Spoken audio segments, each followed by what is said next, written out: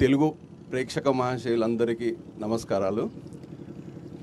ముందుగా ఈ యొక్క సినిమా స్టార్ట్ చేసినప్పుడు ఒక విధంగా ఉండే, ఎప్పుడైతే కాశీలో లాంచ్ చేశామో మా ఎక్స్పెక్టేషన్స్, సంపత్ గారు నేను ఎప్పుడు కలిసినప్పుడల్లా తనతో ఒక మాట అనేది, అది నేను చెప్పను, అది తను చెప్తాడు ఏం చెప్తాడనేది.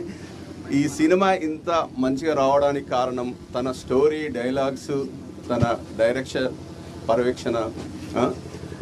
కాశీలో స్టార్ట్ అయిన మా జర్నీ మళ్ళీ ప్రయాగ్రాజ్లో ప్రీ రిలీజ్ ఈవెంట్కు స్టార్ట్ అయినాము. అంటే మీరు ఏ మాత్రం ఉంటుంది అనేది మీరు ఒక కొత్తగా మేము స్టార్ట్ చేసినాం. ఓపెనింగ్ అనేది కాశీలో, టీజర్ ఈవెంట్ అనేది ఇక్కడ ప్రయాగ్రాజ్లో.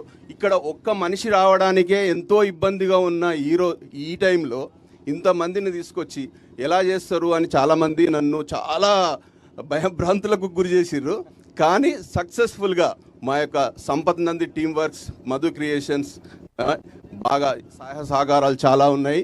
వాళ్ళు ఇక్కడ లోకల్ రాజేందర్ భాయ్, మీరు మీ హెల్ప్ చాలా మాకు పనిచేసింది, మాకు చాలా చేస్తారు అని.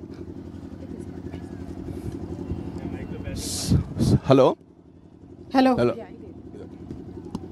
హలో ఇంకొకటండి, ఈ సినిమా ఓటీటీలో ఎలానో చూస్తామనే సినిమా కాదు, ఇది థియేట్రికల్ మూవీ.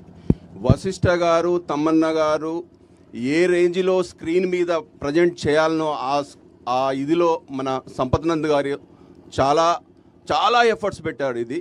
కానీ ఇంతకన్నా ఈ సీజీ వర్క్ కానీ ఇది ఇంతకన్నా నేను ఎక్కువ ఒక ప్రొడ్యూసర్గా చెప్తే నా గురించి నేనేదో చెప్పుకున్నట్టు అవుతుంది.